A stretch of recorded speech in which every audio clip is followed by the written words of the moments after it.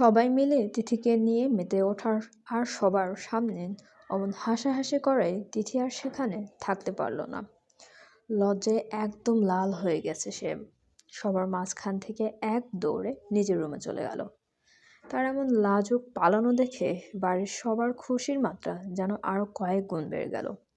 পুরো বাড়ি আবারও হো হো করে হাসির শব্দে মুখরিত হয়ে উঠল। কিছুক্ষণ পর আয়ানও নিজের রুমে ফিরে এলো। তিথি তখন ব্যালকনিতে দাঁড়িয়েছিল। আয়ানকে রুমে ঢুকতে দেখে সে যেন মুহূর্তের মধ্যে নিজের সব ভয় আর জড়তা ঝেড়ে ফেলল। সে এক দৌড়ে এসে আয়ানকে শক্ত করে জড়িয়ে ধরল। আয়ানের বুকের মাঝে মুখ লুকিয়ে ধরা গলায় বলল, এইবারে একদম শক্ত করে ধরেছে, আর ছাড়তে পারবে না।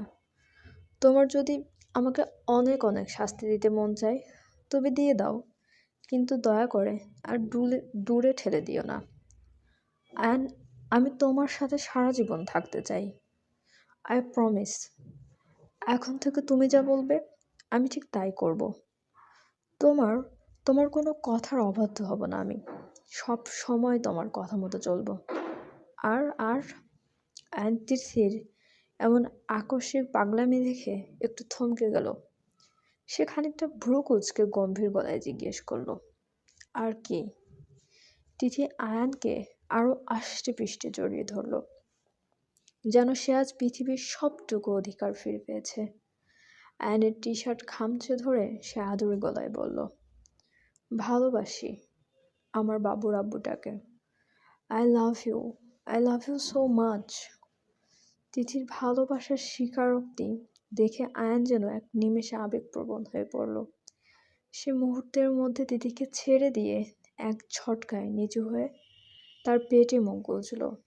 দুহাতে তিথির পেট ঝরিয়ে ধরে অনেকটা ঘোরের মধ্যে ফিসফিস করে বলতে লাগলো, তিথি তিথি এখানে আমাদের বাবু আছে তাই না? ও সত্যি আসবে, আমাকে ও বাবা বলে ডাকবে, আমার আঙ্গুল ধরে টলমল পায়ে হাঁটবে। বিশ্বাস কর, আমি ভাবতেই পারছি না। আয়ানের কণ্ঠস্বরে এক অদ্ভুত মুগ্ধতা আর আকুলতা মিশেছিল। তিথি মায়াবী চোখে আয়নের দিকে তাকিয়ে মুচকি হেসে মাথা দুলিয়ে সায় দিল, আয়ন এবার তিথির পেটে মুখ ঘষে একটু শক্ত করে জড়িয়ে ধরে দুষ্টুমি করে বলল, বাবু তুমি তাড়াতাড়ি চলে আসো। তুমি এলে আমি আর তুমি মিলে তোমার মাম্মাকে অনেক জ্বালাবো। একটুও শান্তিতে থাকতে দেব না, সারাক্ষণ জ্বালিয়ে মারবো দুজন মিলে। আয়নের এমন বাচ্চার মতো আবদার আর দুষ্টুমি শুনে তিথি আর নিজের হাসি চেপে রাখতে পারল না। সে খিলখিল করে হেসে উঠল। সেই হাসির শব্দে পুরো ঘরটা যেন আবার প্রাণ ফিরে পেল। আয়ান মুগ্ধ হয়ে মাথা তুলে তিথির দিকে তাকালো। তিথির এই অনাবিল হাসি মাখা মুখটা দেখে সে যেন স্থবির হয়ে গেল। আয়ানের অপলক চাহনি দেখে তিথি মুহূর্তে লজ্জায় রাঙা হয়ে গেল এবং হাসি থামিয়ে মাথা নিচু করে ফেলল। আয়ান ধীরে ধীরে উঠে দাঁড়ালো, একদম তিথির মুখোমুখি দাঁড়িয়ে সে তিথির দু হাত নিজের হাতের মুঠোয় নিল। তিথির চোখের দিকে গভীরভাবে তাকিয়ে অপরাধ বোধে ভারী গলায় বলল, তিথি আমি জানি আমি তোর সাথে অনেক খারাপ ব্যবহার করেছি, অকারণে তোকে বকাঝকা করেছি, এমনকি তোকে অনেক কষ্টও দিয়েছি। শারীরিক আর মানসিক যে যন্ত্রণা তোকে দিয়েছি তার জন্য আমাকে ক্ষমা করা হয়তো কঠিন, কিন্তু প্লিজ তিথি এই অপরাধী আয়ানকে একবার ক্ষমা করে দিস। সত্যি বলতে আমার মাথায় ভালোবাসার এক অদ্ভুত পাগলামি চড়ে বসেছিল। তোকে হারানোর ভয়ে এতটাই পাগল ছিলাম যে কি করেছি আমি নিজেও জানি না। আয়ন একটু থেমে দীর্ঘ শ্বাস ফেলে আবার বলতে লাগলো, আমি তোর থেকে ইচ্ছে করেই থাকতাম। অপরাধ শুধু তুই করিসনি, বড় অপরাধী আমি নিজেও। তোকে তোর মতো করে বাঁচতে দেয়নি আমি, অহেতুক অতিরিক্ত অধিকার খাটিয়ে ফেলেছি, যা আমার মোটেও উচিত হয়নি। প্লিজ তিথি আমাদের এই সুন্দর আগামীর জন্য আমাকে সবটুকু ক্ষমা করে দিস।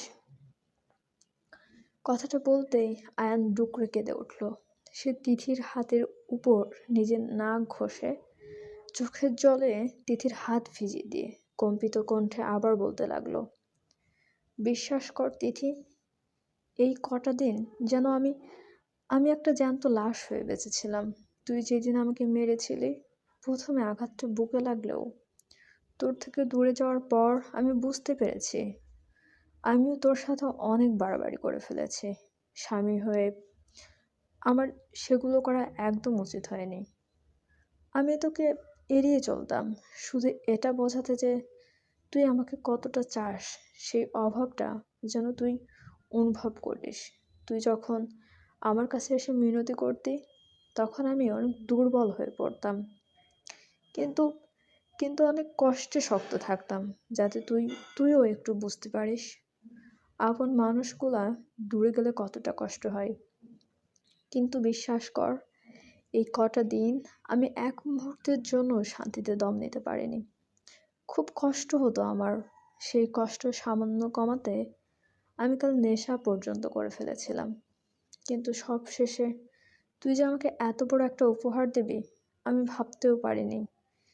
তুই আমাকে পৃথিবীর শ্রেষ্ঠ উপহারটা দিলি।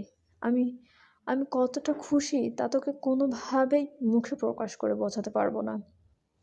আয়নের এই বুক ফাটা হাহাকার আর আর্তনাদ শুনে তিথি আর নিজের চোখের পানি আটকে রাখতে পারল না। তার দুগাল বেয়ে নোনা জল গড়িয়ে পড়ল। সে আয়নের হাতের উপর নিজের হাত রেখে মমতা মাখানো স্বরে বলল, কে বলেছে তুমি অপরাধ করেছ আয়ান? মোটেও না।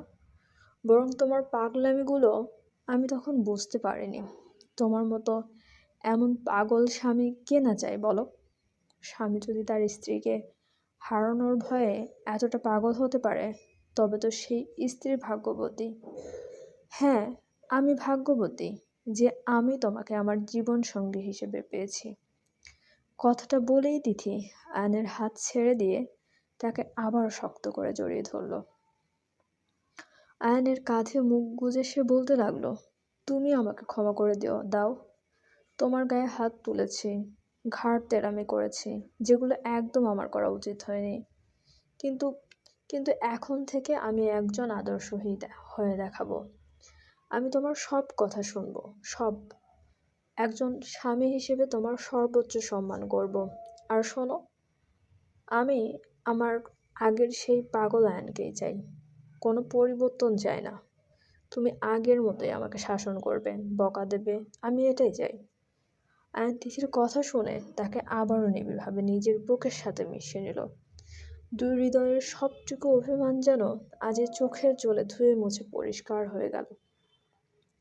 আয়ন তিথির কপালে গভীর এক চুমু খেয়ে আবেগী কণ্ঠে বলল, আই লাভ ইউ তিথি, I love you so much. তিথিও আয়নের বুকে মুখ গুজে পরম তৃপ্তিতে চোখ বন্ধ করল। এক চিলতে হাসি ফুটিয়ে ফিসফিস করে বলল, আই লাভ ইউ টু বাবুটার আব্বু। বেশ কিছুক্ষণ তারা এভাবেই একে অপরকে জড়িয়ে ধরে রইল। নিস্তব্ধ ঘোরে কেবল দুজনের নিঃশ্বাসের শব্দ। এই নীরবতা যেন তাদের মনের গহীনে জমে থাকা মাসের পর মাসের সব কষ্ট আর হাহাকার এক নিমেষে ধুয়ে মুছে দিল।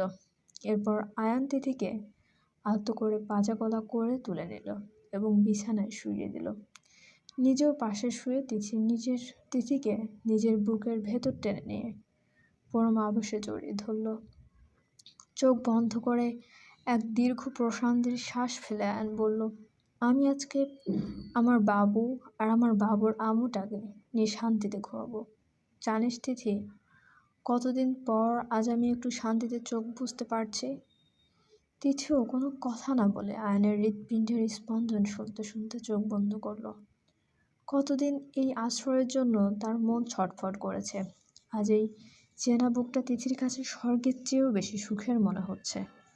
কিছুক্ষণ পর দুজনেরই চোখের পাতায় ঘুমের আবেশ নেমে এলো। একে অপরকে আষ্টে পৃষ্ঠে জড়িয়ে ধরে তারা গভীর ঘুমে তলিয়ে গেল।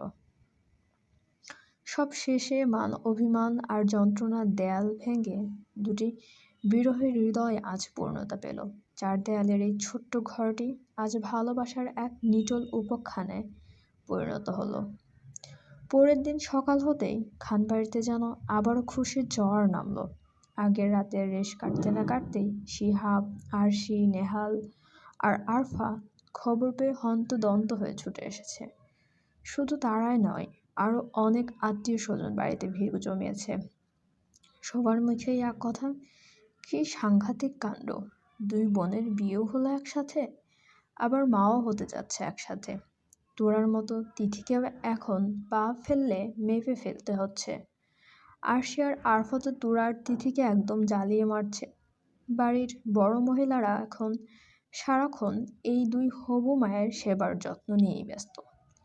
এদিকে শিহাব আর নেহাল মিলে আয়নকে রীতিমতো টেনে হিঁচড়ে ছাদের এক কোণে নিয়ে এলো। আয়ন কোনো মতে তাদের হাত ছাড়িয়ে অবাক হয়ে দুজনের দিকে তাকিয়ে বলল, আরে ভাই, কি হয়েছেটা কি? আমি কি আপনাদের কোনো চরম শত্রু, নাকি যেভাবে টানতে টানতে ছাদে নিয়ে আসলেন? শিহাব দুষ্টুমি করে মেয়েদের মতো ন্যাকামি করে আয়নের গাল টেনে দিয়ে বলল, না সোনা, তোমাকে টেনে নিয়ে আসলাম যাতে তুমি আমাদের সেই গুপ্তধনের রাস্তাটা দেখিয়ে দিতে পারো, তাই। আয়ন আরও অবাক হয়ে ভ্রুকুচকে বলল, গুপ্তধনের রাস্তা মানে? কি বলছেন এসব? নেহাল এবার আয়নের কাঁধে হাত রেখে টিপ্পনি কেটে বলল, মানে বোঝেন নাই ভাই? আমি কালকেই আপনাকে খোঁচা দিয়ে বললাম যে রুদ্র ভাই তো বাবা হতে যাচ্ছে, আপনি কবে হবেন? আর আপনি ভাই এক রাতের ব্যবধানে এমন প্র্যাকটিক্যাল করে দেখিয়ে দিলেন, কাজটা আপনি একদিনেই সেরে ফেললেন ভাই। সেই লেভেলের স্পিড তো আপনার।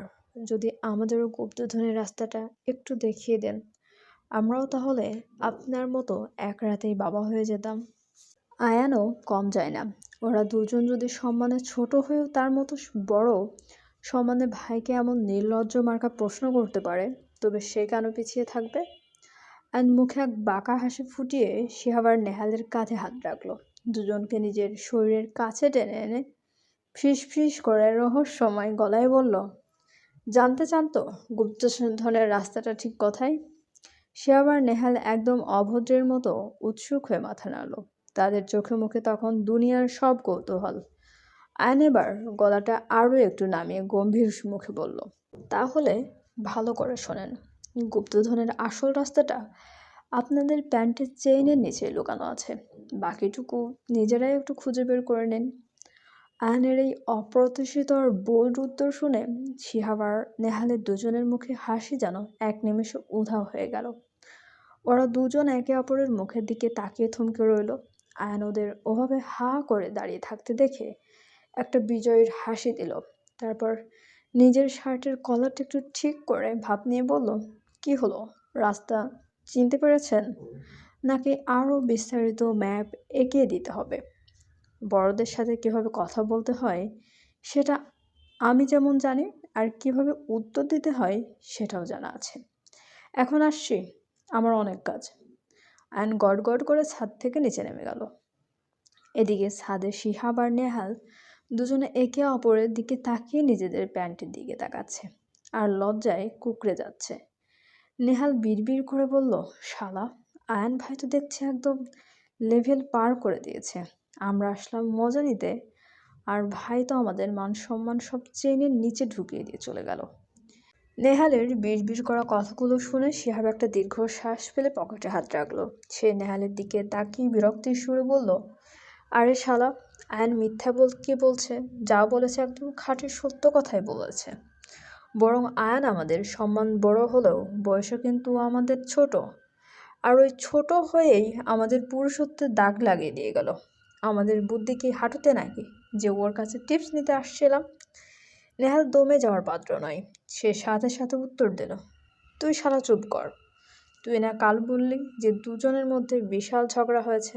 আমি বেশ জানি, ঝগড়া না ছাই। সেই তো রাতে বউয়ের পেটে আন্ডা পেড়ে দিল। আর তুই আমাকে ভুলভাল রিপোর্ট দিবি না নেক্সট টাইম। সে আবার এক মুহূর্ত ওখানে দাঁড়ালো না। সে গজ গজ করতে করতে ছাদ থেকে নামতে শুরু করলো। নামতে নামতে পেছনের দিকে না তাকিয়েই বলল, রাখ তোর আন্ডা তোর মুখে। তোর মুখে সবসময় শুধু জঘন্য লজিক।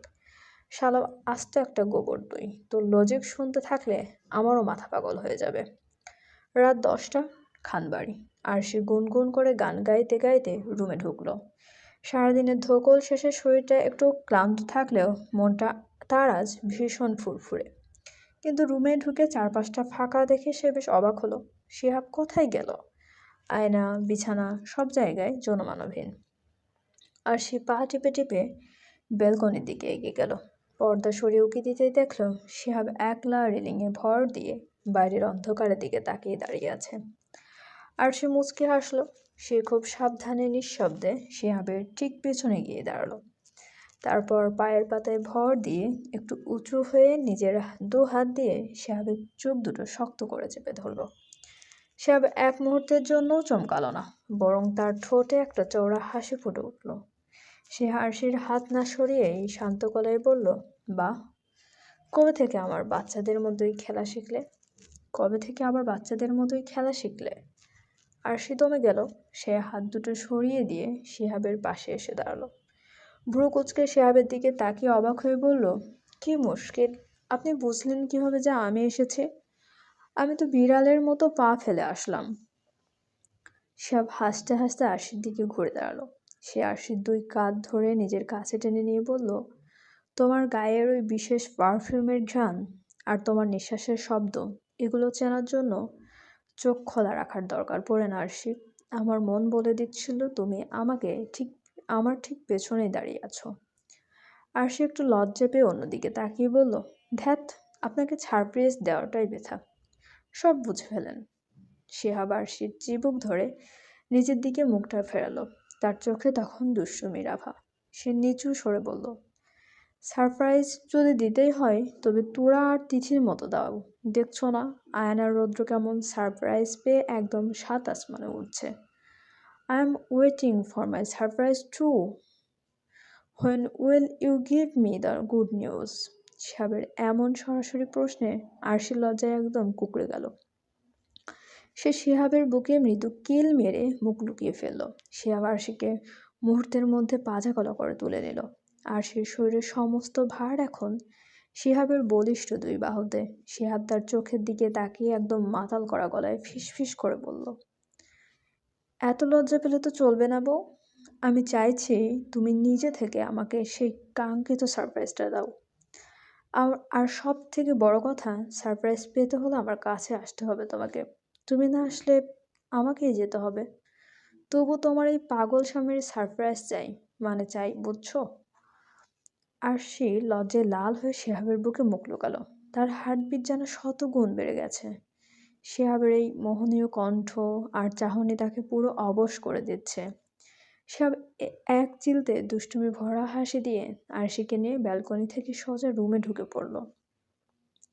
খুব সাবধানে সে আরশিকে বিছানায় শুইয়ে দিল। তারপর আর কি হলো? শিহাব সেই কাঙ্ক্ষিত সারপ্রাইজটা পাওয়ার জন্য, অর্থাৎ তাদের ছোট পৃথিবীতে আনার জন্য শিহাব আরশিকে নিয়ে সাথে নিয়ে এক মায়াবী ভালোবাসার জগতে হারিয়ে গেল। রাতের আধার ঘনিয়ে এলো, আর সেই সাথে এক অন্যরকম প্রেমের আবেশে ডুবে রইল দুটি মন। এদিকে নেহাল আছে মোক্ষম শিকারের অপেক্ষায়।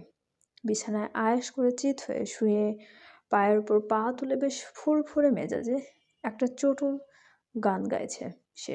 তার চোখের কোণে খেলে যাচ্ছে দুষ্টুমির ঝিলিক। আরফা ড্রেসিং টেবিলের সামনে বসে আপন মনে নিজের চুল বেনি করছে। আয়নার স্বচ্ছ কাচের ভেতর দিয়ে পেছনে নেহালের প্রতিচ্ছবি আর তার মুখের অদ্ভুত মতিগতি দেখে আরফার বুঝতে বাকি রইল না যে লোকটার মাথায় নতুন কোনো ফন্দি ঘুরছে। সে ঝামটা দিয়ে আর চোখে তাকিয়ে রইল। অসভ্যতমি করার ধান্দা আছে, তাই না? লক্ষণ তো সুবিধের ঠেকছে না।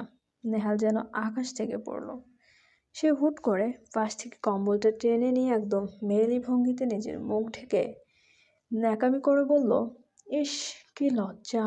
বউ কিভাবে হুটহাট মনের কথা বলে দেয় রে! আমার তো একদম শরম লেগে যাচ্ছে। কেন এমন করলা আরফা? শরমে তো মুখই দেখাতেই পারছি না আমি। আরফা বেনি গাঁততে গাঁততেই আয়নার দিকে কড়া নজরে তাকালো। নেহালের এই নাটকের পানা দেখে সে কপালে হাত দিয়ে বিরক্ত হয়ে বলল, আপনার এই ঢং দেখলে আর আমি বাঁচি না। আপনার আবার শরম? আমার তো মাঝে মাঝে সন্দেহ হয় শরম নামক কোনো বস্তু আদৌ কি আপনার ভেতরে অবশিষ্ট আছে? নেহাল এবার কম্বল সরিয়ে এক লাফে উঠে বসলো। সে একটা বাঁকা হাসি দিয়ে আরফার দিকে এগোতে এগোতে বলল, শোনো বউ, রৌদ্র আয়ান সিরিয়াল ধরে প্রমোশন পেয়ে যাচ্ছে। শিহাবও মনে হয় পাওয়ার জন্য নমিনেশনে নেমে গেছে। আমি তো আর পিছিয়ে থাকতে পারি না। শরম দিয়ে তো আর বংশ রক্ষা হবে না আরফা। এখন তো একটু কাজের কাজ করা দরকার। আরফা তাড়াতাড়ি বেনি শেষ করে উঠে দাঁড়িয়ে সাবধানে পিছিয়ে গেল। নেহালের মতলব দেখে সে চোখ বড় বড় করে শাসিয়ে বলল, খবরদার, একদম কাছে আসবেন না বলছি। আমি এখন ঘুমাবো। কে শোনে কার কথা? নেহাল এক ঝটকায় গিয়ে এসে আরফাকে পাজা গলা করে কোলে তুলে নিল। আরফা অপ্রস্তুত হয়ে নেহালের গলা জড়িয়ে ধরল। নেহাল তার চোখের দিকে তাকিয়ে মাতাল করা গলায় বলল, তোমার কি মনে হয় আরফা, তোমার মধ্যে সুন্দরী বউ পাশে থাকতে এমন পাগল স্বামী কি তোমাকে এত সহজে ঘুমাতে দেবে? একদম না। চলো। কথাটা বলেই নেহাল আরফাকে বিছানার দিকে নিয়ে যেতে যেতে দুষ্টু মাখা স্বরে গলার সুর টেনে বলল, রুমের বাতি নিভাইয়া তোমাকে সাথে নেইয়া বংশের বাতি দিমু জ্বালাইয়া। বলেই নেহাল আরফাকে পরম মমতায় বিছানায় শুইয়ে দিল। তারপর এক হাত বাড়িয়ে রুমের লাইটটা অফ করে দিতেই চারপাশ ঘুটঘুটে অন্ধকারে ডুবে গেল। সেই অন্ধকারের চাদর ঢেকে গেল তাদের খুনসুটি। নেহালও আরফাকে নিয়ে হারিয়ে গেল এক গভীর ভালোবাসার সাগরে, যেখানে কেবল তারা দুজন আর তাদের হৃদস্পন্দনের শব্দ।